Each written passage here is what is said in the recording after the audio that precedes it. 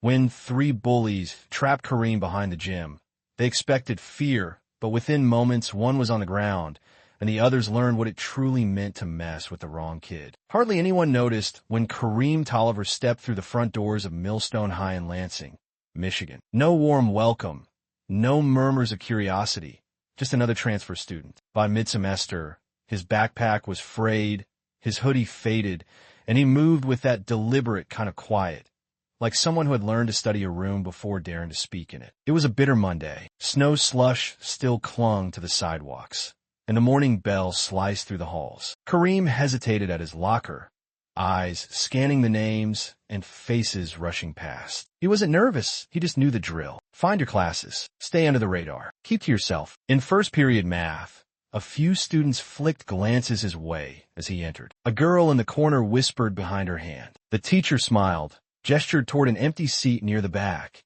and moved on. No introduction, no curiosity, just silence. Kareem didn't mind. He had learned that silence wasn't always a bad thing. In Detroit, where he came from, silence often meant survival. He didn't wear flashy clothes or draw attention on purpose. His uncle called it moving invisible, a skill you picked up in certain neighborhoods where standing out could get you jumped or worse. But Millstone High wasn't Detroit. It gleamed. The kids wore designer everything. Their haircuts looked like appointments. Their laughter rang bold and sure, and they walked like they owned the floor. No one openly said anything to Kareem, but he caught the looks.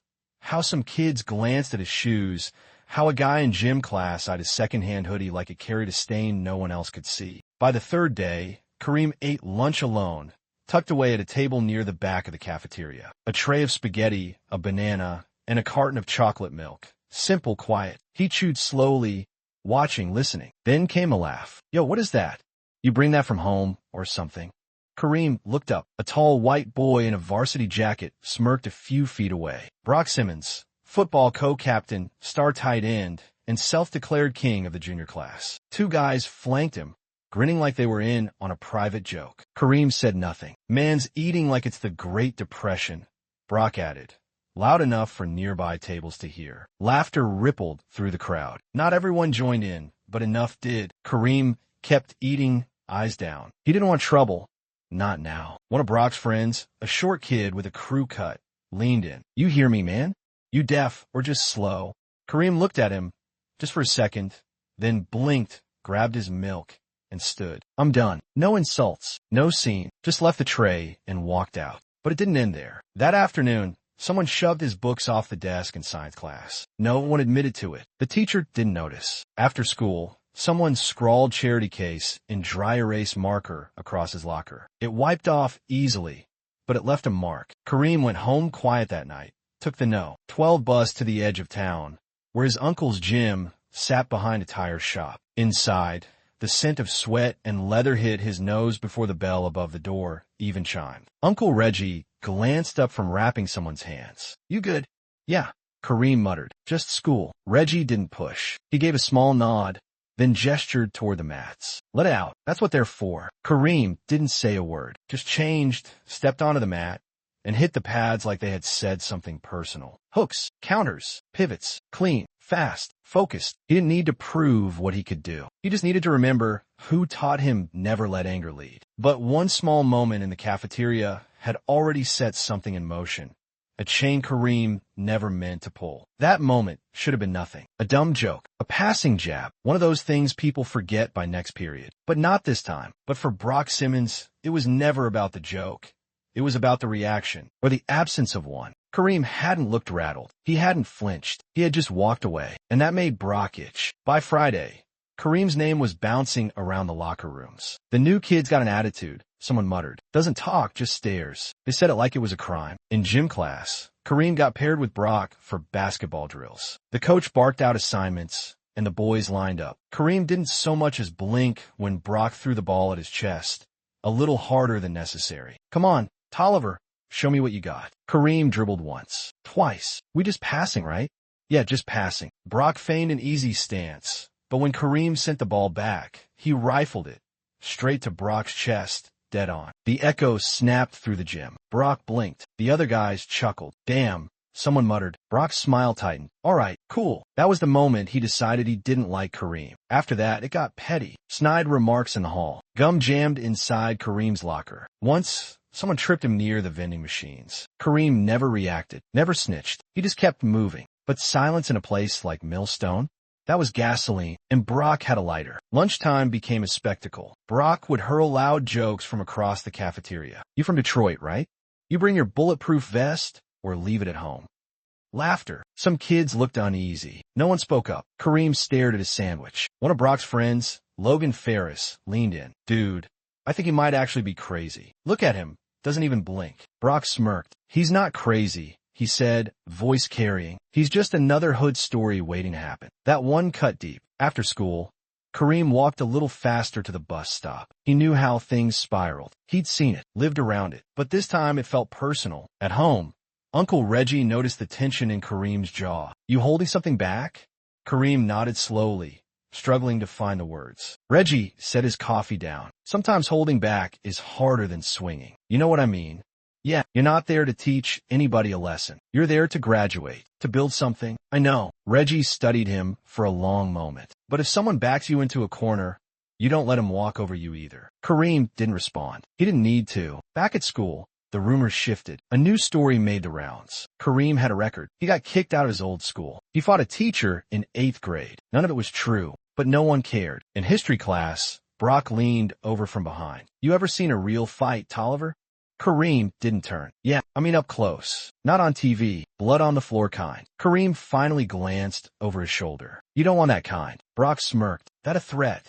It's a warning. That smirk faltered just a little. But the next day, Brock made his move. He caught Kareem outside the gym after 6th period. Kareem had his headphones in, walking toward the back parking lot where the late buses waited. Brock and 2 of his friends followed in silence. Yo, Tolliver. Kareem turned, tugging out an earbud. You think you're tough? No, you act like it. I act like I want to be left alone. You don't get to choose that. Kareem's shoulders tensed. You done? Brock took a step closer. Not yet. The bell blared behind them, and the hallway erupted with noise, but this moment stayed frozen. What Brock didn't realize was that he was pressing on something conditioned, not to snap, but to strike. The next day was a Friday. A sharp wind knifed through the Millstone parking lot as students hurried toward their buses or rides. Kareem lingered behind, helping Mr. Patel, the custodian, stack some old desks near the side exit. He wasn't trying to impress anyone. He just didn't want to be swallowed by the crowd. But Brock had planned it that way. By the time Kareem rounded the back of the gym, the lot had mostly emptied, just a few scattered cars, no teachers in sight. Brock stood near the dumpsters with Logan and Ty, all 3 wearing that fake, effortless stance, hands in pockets like they were just passing time. Kareem spotted them and kept moving, his backpack slung over one shoulder, his pace steady. Hey, Brock's voice cut through the cold air. Kareem stopped about 10 feet away. What? You think you're smart or something? Brock sneered. Just ignoring me every time I talk? I didn't come here for you. Brock took a step closer. You didn't come here at all. You got dumped here. Kareem's gaze sharpened. What do you want? Logan edged to the side. Slow. Ty leaned back. Chewing gum like this was just another joke. No, man. Wrong. Brock smirked. I want to know what makes you so special. You act like you're better than everyone. Sitting alone, staring at people. I'm just minding my business. No, you're disrespecting mine. Kareem met his stare, unwavering. You got something to prove? Prove it. That's when Logan lunged, shoving Kareem hard in the chest. It wasn't clean. It wasn't skilled. Just raw, aimless aggression. Kareem didn't flinch. He didn't shove back. Back up, he said, voice low. Brock chuckled. Go on, Logan. Logan moved again. This time, a wild swing aimed at Kareem's shoulder. It never landed. Kareem had already stepped inside his range. One twist, one sweep. Logan hit the pavement with a smack that echoed. What the? Ty started, but the words died in his throat. Kareem turned, locking eyes with Brock. Don't. But Brock couldn't back out now. He lunged, swinging high, banking on his size to carry the hit. Size didn't matter here. Kareem slipped under the punch, pivoted, and drove his elbow into Brock's ribs with just enough force to send him staggering. Ty backed off. Yo, chill, man. It lasted maybe 12 seconds. Brock was down, one knee to the ground, breath coming sharp. Logan slumped against the dumpster, wide-eyed. Ty stood frozen, hand raised like he'd just watched someone flip a car. Kareem didn't gloat, didn't smirk, didn't say a word. He just stood there. That's when Mr. Langford, the assistant principal, rounded the corner. What's going on here? Brock scrambled to his feet. He jumped us. Kareem looked at him. You serious? I didn't do nothing, man. He's crazy. Mister. Langford's gaze flicked between Kareem and the others. No blood, no black eyes, just tension and fear, but not the kind he expected. Kareem's hands were steady, his breathing even. He looked calmer than any of them. Come with me, Langford said. They walked to the office in silence. No one spoke in the waiting room. Kareem sat across from Brock. Logan had already called his dad. Ty stayed quiet. Brock muttered under his breath. He's dead. He's done. Kareem didn't even look his way. Inside the principal's office, Mr. Langford studied Kareem long and hard. Want to tell me what happened? Kareem did. Calm, straightforward, no lies, no sugarcoating. Langford listened, then leaned back. You're lucky no one's bleeding. Kareem said nothing. You know we have a zero-tolerance policy, right? I didn't start it. Langford sighed. Doesn't matter who starts it. What matters is who finishes it. Kareem stared at the desk. Then maybe you should talk to the ones who never even tried to stop it. Langford hesitated.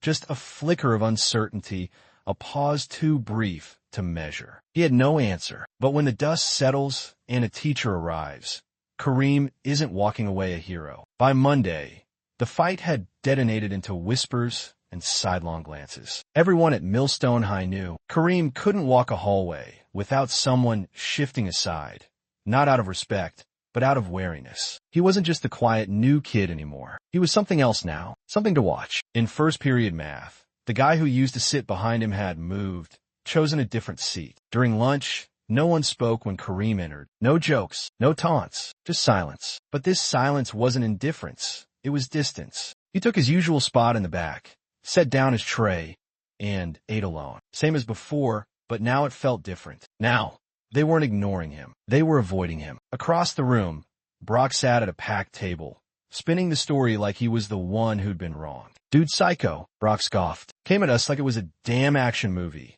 Kicked Logan's legs out like he's Bruce Lee or something. Nobody does that unless they've been in real fights. Ty stayed quiet. Logan hadn't shown up that day. A girl at the table raised an eyebrow. But you guys surrounded him, right?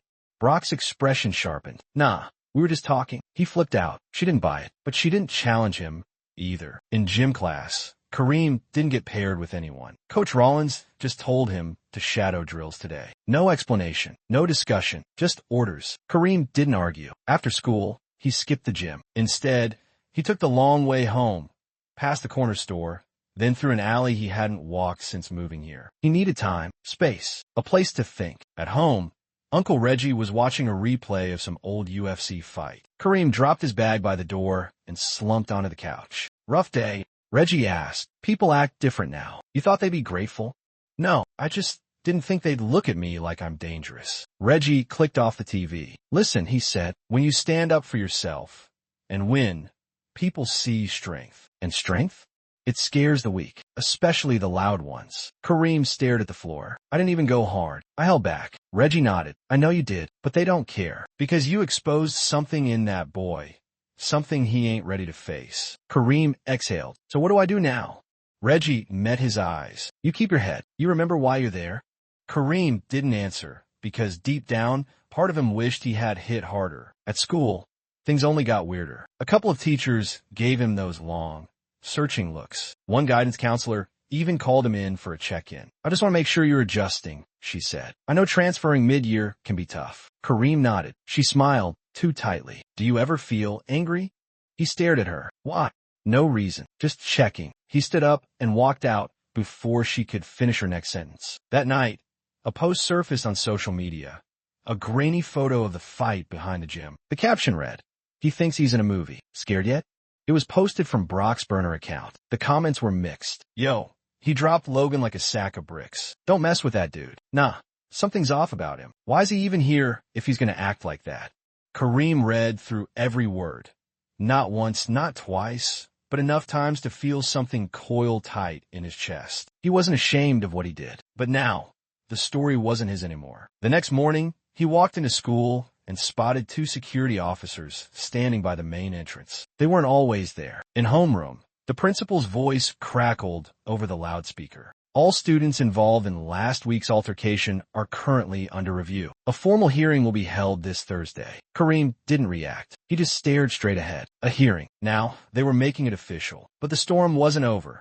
Not until Brock rewrote the story. Brock Simmons wasn't used to losing. Not on the field. Not in class. And definitely not in front of an audience. That fight behind the gym bruised more than his ribs. It bruised his ego. And for someone like Brock, that was worse than any punch. So he did what people like him always do when they lose control. He lied. It started with offhand remarks to teachers. Casual mentions of feeling unsafe around Kareem. Then came the rumors. Kareem had been kicked out of 2 schools before Millstone. He'd broken someone's nose in middle school. He carried a knife in his backpack. None of it true. None of it questioned. The video Brock posted kept spreading. It was blurry, clipped, cut right before Logan swung first. But in those few seconds, Kareem looked like the aggressor. Cold, calculated, dangerous. Brock added captions. Watch how he moves. That's not normal. Then came the hashtags. Hashtag Millstone threat. Hashtag shouldn't beer. The comments turned darker. He's not like us. But he learned that in juvie. Expel him before something worse happens. Kareem saw it all. He didn't reply. He didn't defend himself. But silence has a price, too. That Tuesday, his mom got a call from school. By Wednesday, a formal hearing was scheduled with the district office. Kareem had to appear with a parent or guardian. Reggie took the day off work. Inside the conference room, the walls were bare. A long rectangular table filled the space. On one side, the principal, Mr. Langford, a school board member, and the head of student discipline. On the other, Kareem, Reggie, and a folder stuffed with statements Reggie had made him write, just in case things went south. Brock wasn't there. He didn't need to be. His version of the story was already hanging in the air. Langford cleared his throat. We've had several concerns raised by students, faculty, and parents. It's our responsibility to determine whether Kareem Tolliver poses an ongoing safety risk to the student body. Reggie leaned forward. My nephew is not a threat. He's trained in self-defense. He didn't go looking for a fight. He tried to walk away. He warned them. The board member peered over his glasses. Is it true he has combat training? Reggie didn't flinch. Yes, but training doesn't mean violence. It means control. It means knowing how not to hurt someone. One of the assistant principals spoke up. There's a video circulating. We don't see what starts the altercation, but of course you don't. Reggie cut in. Because it's edited. Silence. Then Kareem finally spoke. They came after me. I didn't swing first. I didn't even want to be there. The board member tapped the folder in front of him. And yet, he said, measured and slow, we have reports of you engaging in an act of physical aggression. Kareem met his gaze. Steady. Unshaken. So what should I have done? His voice was calm but firm. Let them beat me? Silence again. Reggie leaned back. This ain't just about a fight. It's about what you think my nephew is. You saw a big, quiet black boy defend himself and assumed he must be the problem. Langford shifted uncomfortably. The board member scribbled something on his notepad. The decision was postponed. They needed more time. Outside, Reggie exhaled slowly. You did good. Doesn't feel like it. They heard you. Might not admit it, but they did. That night, Kareem barely touched his dinner. He sat on the back steps, staring up at the sky. Everything felt upside down. He had done the right thing. Yet somehow, he was the one under fire. He wondered if there was even a right way to be. But the real turning point came from someone Kareem least expected. Thursday morning was thick with tension. The hearing decision hadn't come down yet, but everyone at Millstone walked like it already had. Kareem felt at the moment he stepped inside. He wasn't a student anymore. He was a subject, a rumor in sneakers. He moved through the halls like fog, present but untouched. Some students stared, some whispered, others just looked away. By lunch, the usual table in the back felt colder than normal. Kareem picked at his food. He was halfway through his apple when someone slid into the seat across from him. A white girl with short auburn hair and oversized glasses. Quiet. Kareem recognized her from a few classes. Always had a sketch pad. Always kept to herself. Her name was Delaney Foster. She didn't say hello. She leaned in and whispered, I saw everything. Kareem blinked. What? Behind the gym. I was there. I didn't mean to be. I was sketching the dumpsters for a project. I stayed quiet because I didn't want to get dragged into it. But this hearing's not right. Kareem stared. Why are you telling me this now? Because if they expel you over Brock's lie, I'm just as guilty for staying silent. He hesitated, unsure if he should even trust her. You're not just messing with me? No, she said, eyes steady. I already told the assistant principal. I'll be at the follow-up hearing. That night, When Reggie got home from work, Kareem told him everything. She's gonna testify? Yeah, you trust her? I don't know, but she sounded serious. Reggie nodded. Sometimes the right people stay quiet until the cost of silence gets too high. Friday's follow-up hearing felt different. Delaney sat at the far end of the table, hands folded in her lap. Her voice shook slightly, but her words were clear. They cornered him, 3-on-1. Logan threw the first punch. Kareem just defended himself. He told them to back off more than once. I saw it all. The room shifted. Even Langford stopped scribbling. And you didn't say anything until now? The board member asked. Delaney shook her head. I was scared, but that's not a good excuse. Her voice cracked, just slightly, at the end. They dismissed the room after 15 more minutes of discussion. Kareem and Reggie stepped out into the parking lot together, the winter wind cutting sharp against their jackets. She didn't have to do that, Kareem murmured. No, Reggie agreed. But she did. The official decision came by email the next morning. Kareem Tolliver is not subject to disciplinary action. The school acknowledges evidence showing he acted in self-defense. Reggie printed it and stuck it on the fridge. But even with the hearing closed, Kareem knew things weren't magically fixed. The following week, school was quieter. No snide remarks. No shoves. Brock didn't speak to him.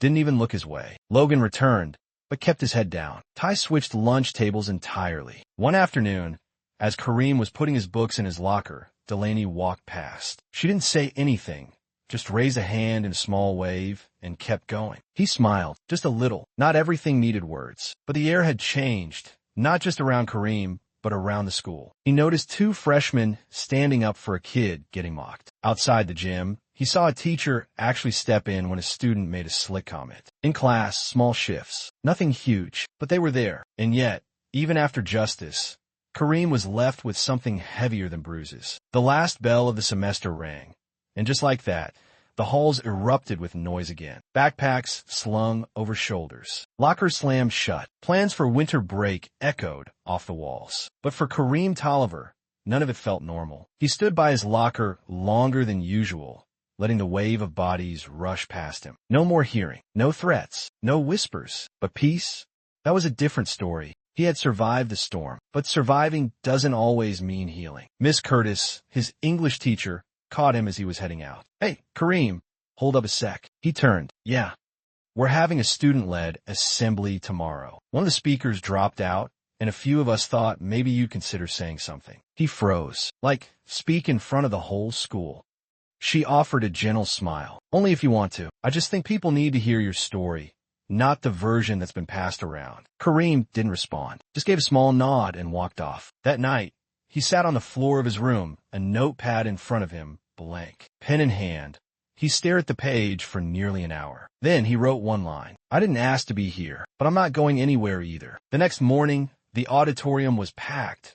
Lights dim, students restless. Teachers lined the back wall, arms crossed. Kareem waited backstage until they called his name. He walked slowly to the mic. No paper, no script, just his voice. I've been called a lot of things since I got here. Quiet, weird, dangerous. Some of y'all probably still don't know what to make of me. A few nervous chuckles from the crowd. I didn't come here to fight anybody. I came here to finish high school. I wanted what everyone else wants, to get through my day without drama. He glanced around. The silence was thick, but attentive. I'm not going to stand up here and say I'm perfect. I've made mistakes. I've been angry. I've been hurt. But if the only story you know about me is the one someone else told, then you never knew me at all. The gym was still. I'm not from here. I'm from a city where keeping your head down keeps you breathing, where you learn early when to speak and when to stay silent. And here, I've had to learn that sometimes silence just makes people talk louder. He paused, then nodded toward the teachers. I'm grateful for the ones who listened, and the ones who didn't. I'm still here. You couldn't scare me away. Somewhere in the middle rows, Delaney sat watching. She didn't move, just listened, her face unreadable. Kareem lifted his gaze once more. I guess what I'm trying to say is, don't be so quick to label people. You don't know what they've been through, what they've had to carry. And maybe next time, instead of laughing, shoving, or posting something fake, maybe try asking. He stepped back. The mic clicked as it cut to silence. No applause at first, just stillness. Then a single clap, then another, and then it spread. Not wild, not forced, just real. That day, something shifted in Millstone High. Not everyone changed, but a few did. And sometimes, That's enough to start something new. Later that afternoon, as Kareem walked through the courtyard, a younger kid stopped him. You really trained to fight? Kareem shrugged. I trained to stay ready. The kid hesitated, then smiled. Can you teach me? Kareem considered it for a moment. You sure you want to learn?